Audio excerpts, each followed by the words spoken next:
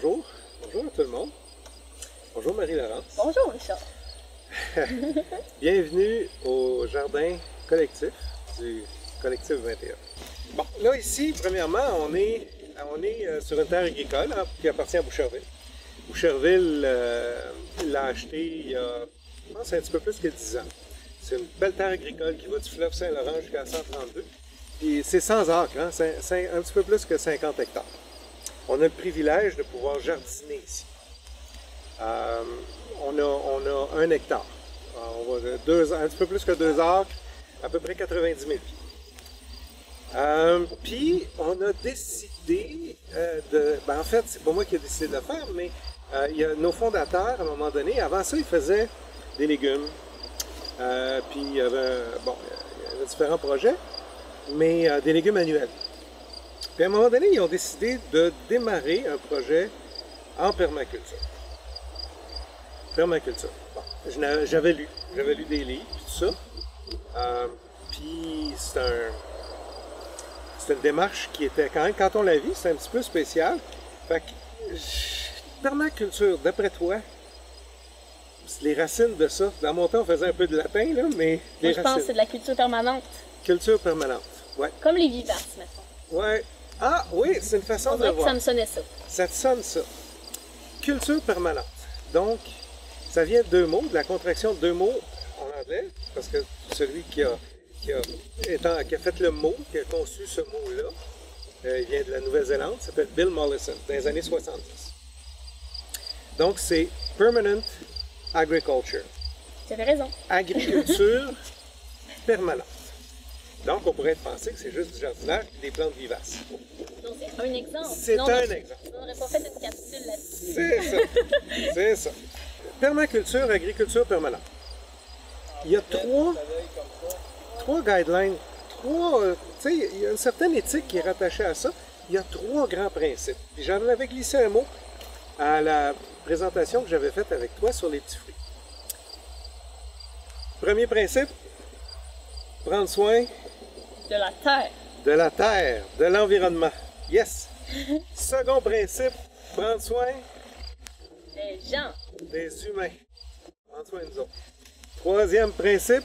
Aucune idée. Partager les surplus. C'est exactement. C'est exactement ça. Mais t'es bonne, il y en a tant de cherchais les mots. Fait que, si on regarde la permaculture comme juste un jardin, prendre soin de la terre, c'est vaste. Ça peut être chez toi aussi. Ça peut être dans ton attitude, dans ta maison. Ça peut être tes choix à toi de vêtements. Tu sais, ça peut être vraiment très, très large. Soit dit en passant, je suis vraiment pas dogmatique, là. On chemine, tu sais, doucement, on navigue vers quelque chose de plus permanent. Tu comprends? Donc, prendre soin de la terre, ça va loin, mais ça dépasse de loin le jardin, là. Ça dépasse beaucoup le jardin. Prendre soin des humains, quand on fait un jardin, mettons qu'on fait un jardin tout seul, pour nous autres, notre famille, là, ça commence à être vaste, là. Prendre soin des humains, prendre soin des personnes. Okay. Là, on commence à déborder pas mal, tu sais. Puis partager les surplus, c'est pas juste éviter le gaspillage alimentaire, c'est vraiment, la nature est généreuse, il y a moyen de produire assez pour tout le monde, puis on va en parler, puis de partager une partie des récoltes, ne serait-ce qu'une partie par principe. Puis je vais te donner des exemples de chacun de ces grands principes-là. Et après, la permaculture, elle offre plein d'outils pour faire le design. Puis c'est des outils, c'est des guidelines, c'est des guides, tu sais, pour essayer de minimiser notre empreinte écologique, notre empreinte carbone, tu sais. Fait que mais on commence vraiment par... On va commencer par prendre soin de la terre. Prendre soin de la nature, ça veut dire aussi qu'on adopte des pratiques pour jardiner, entre autres, qui sont le plus respectueuses de l'environnement possible. Donc, tu sais, on va faire un petit parallèle entre le biologique, l'approche biologique conventionnelle, puis l'approche permaculture. L'approche biologique, tu peux être biologique, mais vaporiser certains produits, comme du soufre pour prévenir des maladies fongiques, Tu sais, tu peux quand même. Il y a des produits qui sont acceptés. En passant, je critique même pas l'agriculture conventionnelle, parce que j'en ai mangé tout à l'heure. Je critique pas l'agriculture biologique. Une chance qu'il y a du travail de fait pour diminuer le nombre de pesticides. Celui qui m'a montré à greffer des arbres fruitiers, tout ça, il y a 30 quelques années, il est mort de l'emphysème. C'était un pomiculteur. Dans ce temps-là, il n'y avait pas de protection. C'était une fois par semaine les pesticides. Donc, on essaie de réduire. On peut juste être pour ça, d'essayer de moins endommager. Fait que l'approche biologique, il y a l'approche conventionnelle où tu laboures la terre, vous avez tout vu, puis il y a une certaine poésie à ça, on le voit quand les gens labourent la terre. Puis l'approche aussi biologique, ils peuvent labourer, ou ils peuvent, avec des grelinettes, ou ils peuvent travailler le sol, puis c'est clair, ils vont désherber, ils vont, il y a des belles... Il y a un champ de soya à côté, fait que c'est plein de coccinelles. Alors, donc, ils vont quand même travailler le sol, ils vont désherber, ils vont sarcler, ils vont arroser. OK? Mais arroser, l'eau, c'est pas gratis. Puis on le voit, puis là on est en 2022, la France manque d'eau. Puis le sud-ouest des États-Unis manque d'eau. Puis l'an passé, je pensais jamais que j'allais dire ça au Québec, parce qu'on creuse 2 pieds puis on frappe de l'eau ici, là, partout. Puis l'an passé, on a eu 2 mois pas d'eau. Ici, ça a été très difficile. Donc, prendre soin de la terre puis essayer de produire des aliments, vous allez voir, le sol est protégé. On essaie de reproduire un petit peu, ça c'est les guidelines de permaculture, on essaye de faire un petit peu comme la nature fait. Il y a toujours une litière dans la forêt. Et jamais de sol tout nu dans la forêt. Des champignons, de la mousse, des branches, des feuilles, il y a toujours quelque chose. C'est ce que vous allez voir ici, on essaye de reproduire un petit peu comment la nature fait. Fait que ça élimine une grosse partie du désherbage. On ne sarcle pas. Puis ça élimine une grande partie des arrosages. En fait, quand on pose un geste, on essaie de voir comment on peut minimiser notre empreinte écologique, notre empreinte carbonique. Fait que l'eau, c'est une ressource précieuse. Même, on a fait un petit test ici pour voir si on ne pourrait pas avoir un petit étang, une mare, un réservoir à eau pour avoir notre eau localement. On comprend plutôt pour les années qu'on en a besoin. Maintenant, on couvre le sol. On n'achètera pas de toile de plastique. Pour couvrir le sol, puis on va le voir tout à l'heure, on utilise du copeau de bois. Puis ce copeau de bois-là, c'est les arbres que la ville de Boucherville coupe. Donc, je ne veux pas dire un déchet organique, mais l'extrait de la ville, ce qui sort de la ville, qui est produit à quelques coins de rue d'ici, la ville vient nous le porter ici. On le met sur le sol devient extrêmement vivant, ce qui est plus ou moins important de plus en plus important en culture conventionnelle, mais ici, la vie du sol est extrêmement importante. Il y a plus de vie dans le sol, il y a plus d'êtres vivants, d'organismes vivants dans ce sol qu'il y a eu d'humains sur la Terre depuis le début de la Terre. Wow.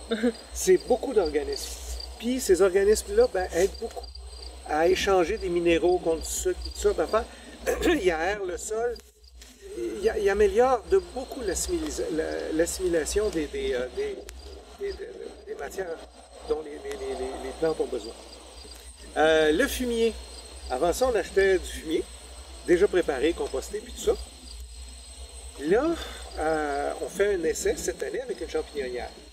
Donc, quand ils ont fait du champignon avec du fumier de cheval, eux, c'est un extrant, il faut que ça en débarrasse. Nous, on prend ça comme engrais. Plutôt que d'acheter de l'engrais chimique, évidemment, on ne le fera pas, mais puis on a beaucoup trop grand pour faire notre propre compost. Malgré que si un jour on a assez de copeaux, peut-être qu'on fera assez de compost, tu sais. Mais puis il n'y a même pas d'odeur. Mais ici, vous ne faites pas de compost. On en fait... En fait, ce qu'on fait, c'est en anglais chop and drop. Là. On coupe puis on remet ça. On remet au sol. On redonne au sol. En fait, tout ce qui pousse ici reste ici. Toutes les branches, tout est recomposté ou réutilisé ou, est remis en circulation ici. Ce qui fait que on vise à terme de séquestrer plus de carbone qu'on en produit. Ça prend combien de temps? On a parlé du sol qui est à nu au début. Oui. Là, il y a des matières organiques. Ça prend combien de temps pour que ça devienne autonome comme processus? Ah, c'est une bonne question, Marie-Laure. J'ai fait des essais ailleurs, puis après 10 à 15 ans, on commence à avoir une belle fertilité naturelle. Mais c'est une belle question. Ce jardin-là, un début, ce jardin-là n'a pas de fin. Il y a des poiriers qu'on plante qui vont... Un poirier, ça vit entre 100 et 200 ans. Wow. OK? Fait que... Puis quand vous voyez un poirier de 100 ans, la personne qui l'a planté est morte. Ah, c'est ça. Mais il y a encore les poires. Fait qu'à un moment donné, on s'inscrit dans la continuité. On a deux choix. On peut voir la vie comme, écoute, c'est à moi, c'est mes affaires, j'ai le droit de faire ce que je veux avec. Ou, on peut, puis je veux pas être radical, mais j'ai tendance à voir un petit peu la vie, puis c'est de ça dont on discute. Comme j'emprunte la terre à mes enfants. Si je l'emprunte à toi, Pas le choix de faire attention. pas le choix de faire attention, parce qu'il n'y a rien de pire que prêter un livre et qu'il revienne brisé, qu'il manque des pages. Fait que, vois-tu, prendre soin de la terre, c'est ça. Puis je voulais qu'on prenne la première prise ici dans mon salon. Vous êtes dans mon salon. Il y a une belle piste cyclable ici. On a un site magnifique sur le bord du Saint-Laurent. Éventuellement, ce qu'on va vouloir... Là, c'est juste les jardiniers qui ont le droit de ramasser et de travailler ici. C'est pas tout le monde de Boucherville qui peut venir. À moins de demander la permission, s'inscrire, peu importe. Mais éventuellement, regardez l'opportunité de faire de l'agriculture périurbaine. Puis regardez, on peut produire localement, on produit ici à Boucherville, puis après on va faire un petit tour. On peut même venir à vélo. Et bientôt, notre projet, c'est de vraiment accueillir les gens à vélo ici. Puis on plante plus qu'on va être capable de récolter. Là, on est une quarantaine de membres actifs, mais on plante plus qu'on va être capable de récolter. Bientôt, on va avoir besoin d'équipes de glaneurs pour nous aider. On fait par exprès, là, pour générer plus qu'on est capable de gérer. Puis bientôt, peut-être qu'il y aura une formule, puis on en discute, ça fait partie de la pérennité. Des gens qui viennent pourront peut-être récolter un panier de framboises, puis ils en récoltent deux, il y en a un pour eux autres, puis il y en a un qui va directement au cadre. OK? Puis, celui qui auront récolté pour eux, il y aura une contribution volontaire. C'est-à-dire que si la personne, la famille est en situation de précarité alimentaire, il n'y a pas de problème. Tu sais, elle aura contribué au centre d'action bénévole, puis bon, puis elle aura des fruits frais, bio, etc.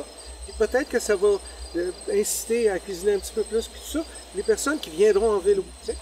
Puis ben, les gens qui sont capables de se le payer comme moi, ben, pourraient faire une contribution volontaire à un organisme de la ville, un organisme local. Tu m'as posé une question, c'est quoi ça? Tu sais, les gens, puis tout à l'heure on le regardera, là, regarde, ça y est, j'ai dit son nom. Les jeunes du Carrefour Emploi Jeunesse ont décidé de faire un parasol. Donc, c'est un parasol fait avec des branches de saule. Donc, c'est des jeunes avec des intervenants qui viennent. Hier, les jeunes ont récolté pour le centre d'action bénévole.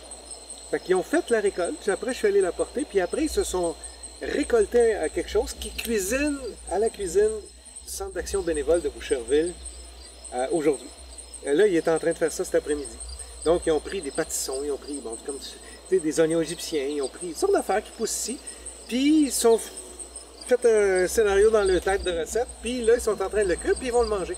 Donc, ça aide à des gens, ça donne le goût à des gens de manger des aliments frais, parce qu'ils ont goûté à tout ça, évidemment. T'sais. Mais, puis aussi, ben, ça montre aussi que cuisiner des aliments frais, c'est savoureux, puis c'est bon. Là, tu vois que là, on est rendu prendre soin, on a fait prendre soin de la terre, puis j'ai glissé vers prendre soin des humains. Et partager les surplus. Puis partager les surplus. Tout est dans tout. Tout est dans tout. Fait que tu vois, fait que là, on va se promener. Est-ce que tu as des questions? Est-ce qu'il y a des choses? Qu'est-ce que tu pensais comme réponse? Ou qu'est-ce qui À date, c'est bien clair. À date, ça va? À date, ça va. Mais est-ce que c'est différent de ce que tu pensais? Non. C'est de savoir c'est quoi la permaculture, puis tu nous enlignes avec les principes, tu nous donnes des exemples concrets, tu l'appliques à la situation de Boucherville aussi en parlant comment les organismes sont impliqués. Au moins, ça se concrétise. Ça se concrétise, puis en passant, c'est pas vraiment pas des dogmes, puis je suis allergique aux dogmes, mais c'est mon projet de retraite, j'ai le temps de le faire. Mais regarde, vois-tu, cette semaine, je vais organiser 2 groupes de glaneurs. Si quelqu'un veut devenir glaneur, qu'est-ce qu'il fait? Il contacte le collectif 21. Voilà. Puis, Là, on va récolter des pommettes d'Olgo, des belles pommettes pour faire... Ici, en plus, ici à Boucherville, on a plein d'arbres fruitiers, les fruits combattants. Souvent, c'est le troisième propriétaire qui a acheté la maison, qui est rendu avec un arbre, il ne sait pas comment ça marche, ou il est tanné d'en récolter, ça tombe, l'arbre est rendu bien trop gros, ça tombe à terre, il les ramasse, on leur rend service. Tu sais, encore aujourd'hui, je parlais à un propriétaire, il a dit, M. Dufour a dit, venez, tout ce que vous ramassez, premièrement, elle a dit, on est content que ça serve, que ça ne se perde pas, parce que tout le monde se fait parler de gaspillage alimentaire, puis on veut tous le réduire. Il n'y a personne qui a le goût d'acheter des aliments. Fait qu'ils voient ça pourrir à terre. Il faut qu'ils ramassent tout le temps. On leur enlève la job. Elle dit, ça sert à du monde. Puis en plus, vous me dites, vous m'amenez au centre d'action bénévole. C'est quoi un glaneur? Parce que là, tu parles de glaneur depuis tantôt. Moi, je sais c'est quoi. Récolter. Puis glaner, c'est plus que récolter, c'est récolter ce qui reste. Ça peut être au sol, ça peut être tombé, Oui. ça peut être... C'est pas toujours la pomme dans l'arbre. Non, puis si je me trompe pas même, puis là, j'espère que c'est pas de conneries, la France voulait passer un projet de loi où il l'a passé, un droit de lanage. C'est-à-dire que quand un cultivateur a récolté tout ce qu'il y avait, il y a un droit de lanage des citoyens. Les citoyens peuvent aller ramasser ce qui reste plutôt que ça pourrisse dans le champ. Fait que, tu sais, vous allez voir ici des légumes, c'est pas déclassé, mais des pommes, il y en a, dans un même pommier, il y en a des petites, des moyennes, des grosses. Mais tu sais, dans le magasin, c'est une bonne... Dans le magasin, ils classent tout. Hein? Ils classent les petits pois. Fait que regarde, on est maniaque, là. Il y a quelque chose, là, tu sais. Faut pas avoir des petits et des gros pois dans la même canne, ça marche pas. Dans ma tête. Fait que, ici, souvent, c'est des fruits... Quand on va glaner, des fois, sur des fermes, des fruits déclassés. Ça va être fendu un peu. C'est pas grave, on fait de la sauce avec, on enlève le morceau, puis c'est tout, tu sais. C'est très bon, il n'y a aucun problème. Fait que ce jardin-ci, c'est un jardin d'abondance. Puis cette abondance-là, on travaille à ce qu'il y en ait trop pour nous autres. T'sais, là, pour l'instant, vois-tu, on a commencé en 2019, puis on est rendu en 2022, en mi-août 2022, mais tu vas voir, au fur et à mesure, puis on va former de la relève, puis tout ça, pour en prendre soin, parce que je ne serai pas toujours là, évidemment, mais ça devrait générer beaucoup de surplus. C'est ultra local. Les pommes qui tombent sur un terrain à Boucherville, il n'y a même pas de pesticides dedans. Ce que je veux vous dire, c'est que nous autres, à Boucherville, on fait ça tout le temps. Là, c'est les pommettes, après, ça va être les pommes, les pois. Ça arrête pas, là. Il va en avoir tout le temps, là. Là, tu vas avoir des groupes scolaires là, qui vont t'appeler, là, Richard. Regarde, Là, sais-tu quoi? Ça serait tellement merveilleux. Fait que, regarde, là, on va faire une petite coupure, puis rapidement, je vais vous montrer un petit peu comment en pratique, comment est-ce qu'on jardine, mais on a vu les trois principes de la permaculture, là. C'est les valeurs éthiques, c'est notre éthique. C'est le filtre à travers lequel on prend nos décisions. Tout ça, c'est récupéré en passant, les ovales, la pergola, tout ça, c'est récupéré, puis ça va être beau, puis on fait grimper des affaires dessus. Bon. Fait qu'on coupe 2 secondes, on coupe, puis tout de suite après, on va regarder en pratique qu'est-ce que ça donne. Parfait. Merci. Bon, rebonjour. Là, Marie-Laurence est derrière la caméra. Puis je vais juste vous faire un petit tour pour vous montrer juste comment est-ce qu'on met en application. Vous allez voir des choses qu'on met en pratique. Pas tant le jardinage, mais vous allez voir des techniques de jardinage, oui, mais vous allez voir aussi des principes qu'on utilise en permaculture. Si ça vous intéresse, il y a plein de livres là-dessus, vous allez voir. C'est bonne chose. Voyez-vous, on vire pas fou. Là, c'est de la verge d'or. Les insectes aiment ça. C'est une plante qui est, entre guillemets, sauvage. C'est une plante qui pousse naturellement. Mais on ne l'arrachera pas, elle est utile pour les pollinisateurs. Quand on parle de ne pas travailler le sol, ou de le travailler le moins possible, c'est ça. C'est-à-dire qu'on met du copeau de bois. C'est le copeau de bois dont je vous parlais tout à l'heure. Vous allez voir derrière la caméra, il en reste à peu près 7-8 tonnes. 7-8 camions. Ça, là, il n'y avait strictement rien. En 2019, 2018, je pense qu'on a fait de l'ail. Moi, je n'étais pas encore là. En 2019, je pense que c'était un potager. Okay? Il y a de la vigne, puis ça, c'est du plastique. Vous allez dire, ben Richard, permaculture, plastique, c'est pas renouvelable. C'est la meilleure solution qu'on a pour l'instant. Quand je vous ai dit, on fait des interventions qui sont ponctuelles pour permettre de produire des raisins. Ça, c'est bourré de grappes de raisin. On a acheté la meilleure qualité pour qu'elle dure le plus longtemps possible. On espère entre 10 et 15 ans pour ce filet-là. mais pas la solution idéale, mais si on a un raton laveur qui passe ici, ou les oiseaux vont tout ramasser. Donc, ça, on veut vraiment pas être dogmatique, mais éventuellement, parce que là, on a juste 2 vignes qui produisent, ben ça prend des filets à oiseaux. Mais pour l'instant, on n'est pas dogmatique, c'est non renouvelable, je suis bien d'accord, mais je voulais vous le montrer, tu sais, que des fois, il faut faire. Puis d'ailleurs, on utilise des tracteurs, donc il y a un apport de carbone, tu sais, il y a un apport de diesel. Si on fait tout à mi-temps, on n'arrivera jamais.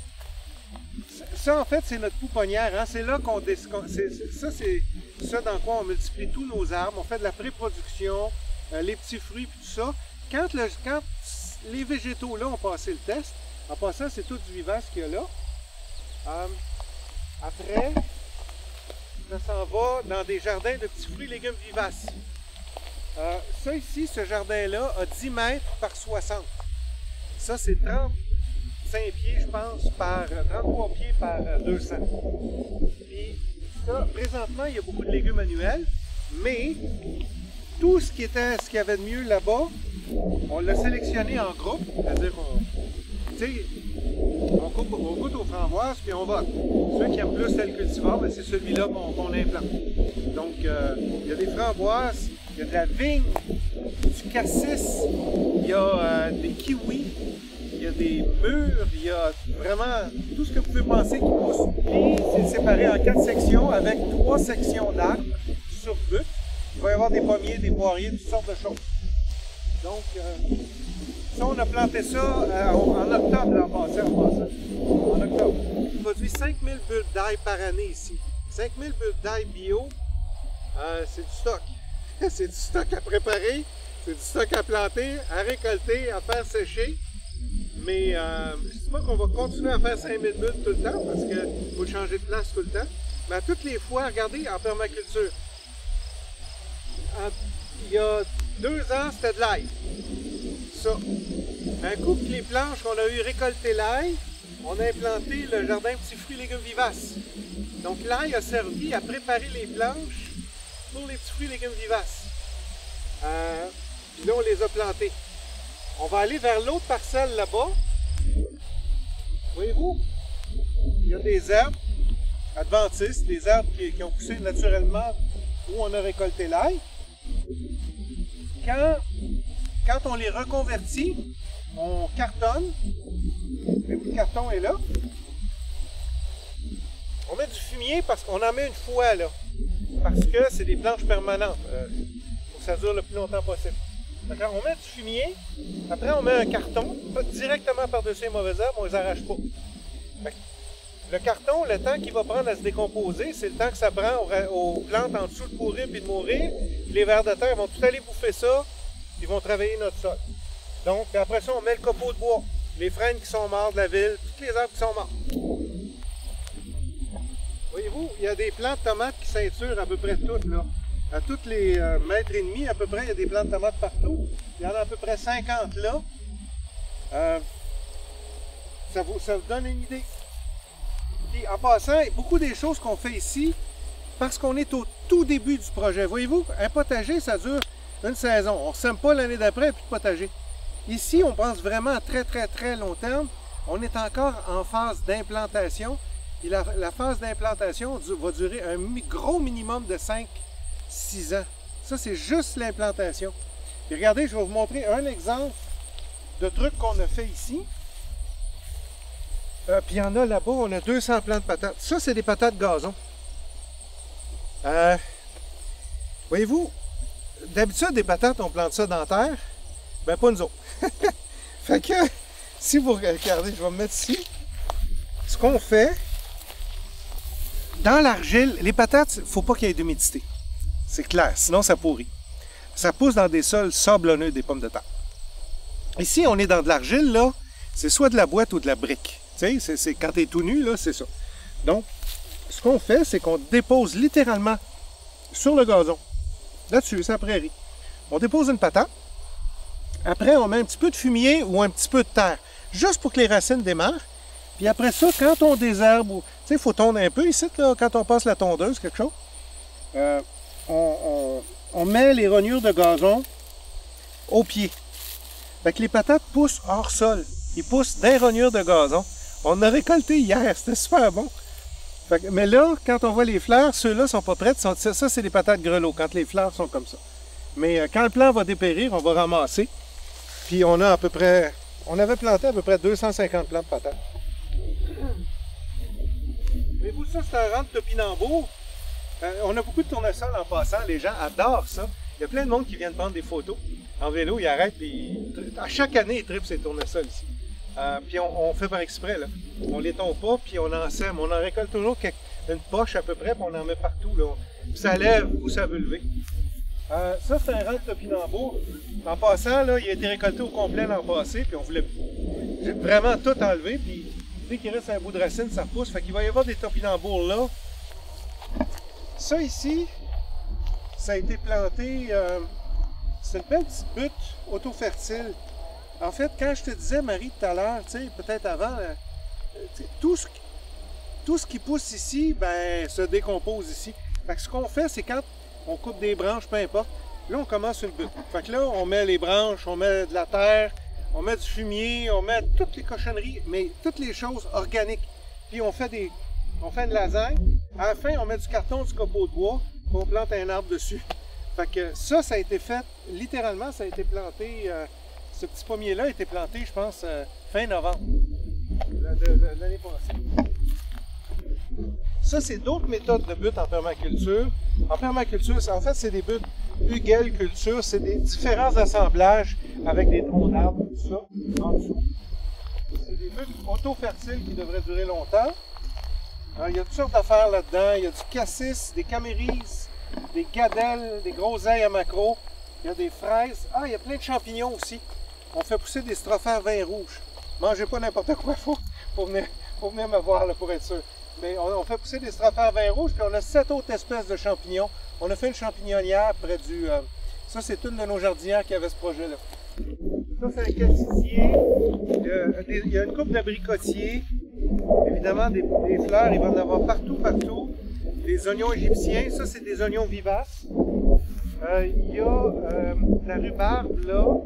Des fleurs partout. Ça va être complètement... Tu sais, il ne restera plus de sol, là. Vous ne verrez plus. Ça va être des fleurs qui vont occuper l'espace, des fleurs fruitières. En passant, ça, ces patates-là, fort probablement qu'ils vont être pour les membres. Mais une grosse partie de ce qu'on fait, c'est pour se tasser à côté de Moisson. Moisson Rive-Sud est super bon d'un carotte, d'un patate, d'un légume racine, d'un tomate, dans les grosses quantités. Mais par contre, les framboises, c'est plus rare. Il y a plein de petits fruits, c'est plus rare. Fait que ce qu'on essaie de faire pour le cab, c'est des choses qui sont, des fines herbes qui n'auront jamais, là, parce que c'est pas vrai que parce qu'on est en situation de précarité alimentaire, ça doit être brun puis plate ce qu'on mange, Fait que les patates sont bons. Si jamais le cab en manque, on va en avoir pour eux autres, c'est sûr. Mais les topinambours, ça, le cab en veut, sont beaux, sont violacés. Il y a plein de petits fruits, des griottes. Ils n'auront jamais ça, là, des griottes puis des gadelles roses. Puis, à un moment donné, la cuisinière a fait un panna cotta à la lavande. Elle a mis une feuille de menthe, puis elle a mis quelques petites framboises dessus. Hey, c'était à se rouler par terre. Ça fait un petit peu le tour. Ça fait un petit peu du coq à l'âne, mais c'est pas évident. Un des défauts de la permaculture, c'est que c'est pas évident. C'est pas évident à expliquer, tandis que l'agriculture conventionnelle a vraiment quelque chose de facile, c'est que tu achètes de la terre, tu la mets, tu désherbes, tu mets ça en rang, puis tu les arroses. Puis tu mets de l'engrais quand ça pousse pas. C'est une recette qui est facile. Ici, avant d'arracher une plante, il faut l'identifier. Avant d'enlever un insecte, il faut savoir si c'est un ravageur ou non. Donc, ça demande une certaine courbe d'apprentissage. Mais, on pense en tout cas que c'est beaucoup plus viable à long terme. À court terme, c'est pas les rendements du siècle. Mais à un moment donné, ça va kicker puis il va en avoir pas mal. Fait que j'espère que ça a bien répondu à ta question, Marie. Puis, ouais, en fait, thumbs up, j'ai le droit. Je l'ai fait rire des fois. Puis, je voudrais remercier encore la ville de Boucherville Puis c'est honnête, là, c'est pas une affaire, tu sais. Vraiment, j'aimerais remercier la ville de Boucherville qui nous permet d'avoir, de pousser ce genre de projet-là. Tu sais, c'est un rêve, faire quelque chose comme ça pour des passionnés comme nous autres au Collectif 21. Puis d'avoir un lieu comme ça, puis d'avoir aussi une aide pour pouvoir faire ce genre de projet-là. Puis en passant, ça existe presque pas, ce genre de projet-là. Mais de pouvoir inspirer d'autres jardins aussi, ça fait partie, ça aussi, essaimer d'autres jardins, tu sais. Pas que tout le monde vienne jardiner ici, pas ça le but, là. Tu sais, je veux pas savoir quelqu'un de Thetford qui veut venir à tous les semaines, ça n'a pas d'allure. Mais qu'il fasse un jardin à Thetford, c'est le fun, ça serait le fun. Puis je fais des vidéos, puis garder cette vidéo-là nous permet on va la diffuser aussi. Fait que merci énormément, merci à toute l'équipe. Merci Agathe, merci Marie-Laurence, merci à Boucherville, puis au collectif, à mes amis du collectif 21, un gros bye. Puis tout le monde est bienvenu, mais il faut, c'est info@collectif21.quelque chose. Vous ferez un Google, ça c'est la même chose. Merci tout le monde.